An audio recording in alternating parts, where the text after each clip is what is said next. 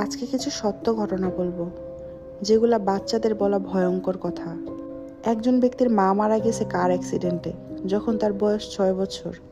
তার 2 বছরের মেয়েকে প্রথমবারের মতো দাদির ছবি দেখালে তখন সে বাচ্চা মেয়েটি রহস্যময় একটা হাসি দেয়।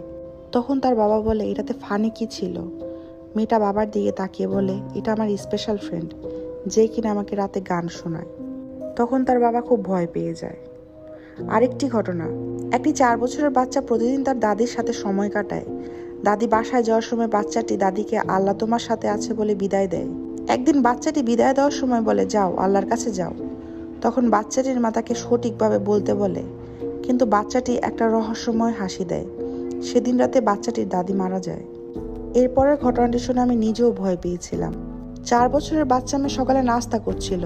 হঠাৎ তার মাকে বলে, মা তুমি কি আমার নাস্তা আলমারিতে রাখা বাচ্চাটির সাথে শেয়ার করতে পারবা? তখন মা হেসে আলমারি থেকে পুতুল নিয়ে আসে। বাচ্চাটি তখন বলে, মা পুতুল না, মৃত মেয়েটি, যে কিনা প্রতিদিন আমার রুমের ফ্লোরে ঘুমায়। একজন মহিলা প্রতিদিন কবরস্থানের পাশে দিয়ে গাড়ি চালিয়ে যায়। একদিন তার 3 বছরের মেয়ে হঠাৎ করে বলে ওঠে, মা ওই জায়গার ভিতরের মানুষগুলো আমাকে দেখে হাত নাড়ায়। তার মা বেশি পাত্তা দেয় না। হঠাৎ একদিন বলে, মা ওইখানের একজন মহিলা গাড়ির ভিতরে আসতে চায়। তারপর থেকে মহিলা আর ওই দিক দিয়ে যায়নি। এগুলো সবগুলোই ছিল সত্যি ঘটনা, যেগুলো ছোট্ট বাচ্চারা তার ফ্যামিলির মানুষদের সাথে বলেছিল। এরকম আরও অনেক ঘটনা আছে। যদি তোমাদের কাছে ভালো লাগে তাহলে আমাকে কমেন্টে জানাবা।